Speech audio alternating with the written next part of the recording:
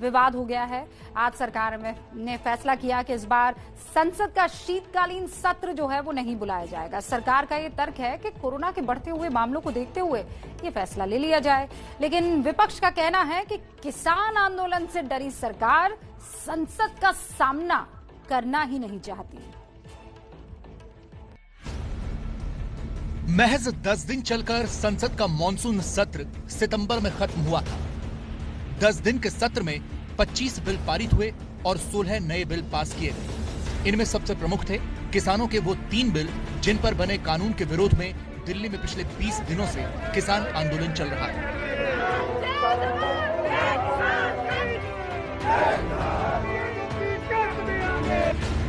इन्हीं किसानों की मांगों पर चर्चा के लिए लोकसभा में कांग्रेस के नेता अधीर रंजन चौधरी ने संसद का सत्र बुलाने की मांग की थी, लेकिन संसदीय कार्य मंत्री प्रहलाद जोशी ने चिट्ठी लिखकर कहा कि कोरोना की वजह से इस बार शीतकालीन सत्र नहीं होगा। तो जहां हिंदुस्तान में दूसरे राज्य में अधिवेशन चलते हैं तो पार्लियामेंट क्यों इससे छूट लेना चाहते हैं?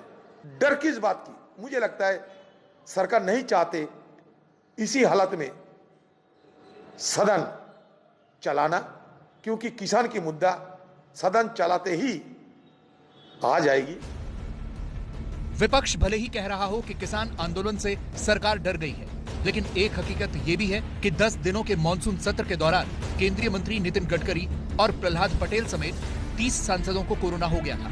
संसद के 50 स्टाफ भी संक्रमित हो गए थे। रेल राज्य मंत्री सुरेश अंगड़ी की कोरोना की वजह से मौत हो गई थी।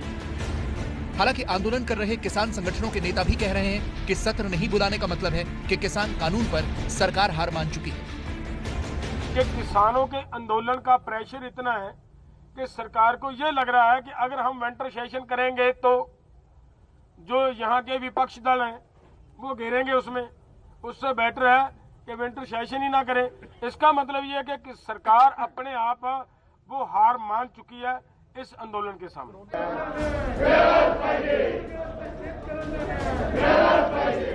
लेकिन विपक्ष का गुस्सा इसलिए भी है क्योंकि इसी बीजेपी ने महाराष्ट्र में 2 दिन का ही विधान भवन का सत्र बुलाने पर सवाल उठाए और अब दिल्ली में संसद का पूरा सत्र ही स्थगित कर दिया गया।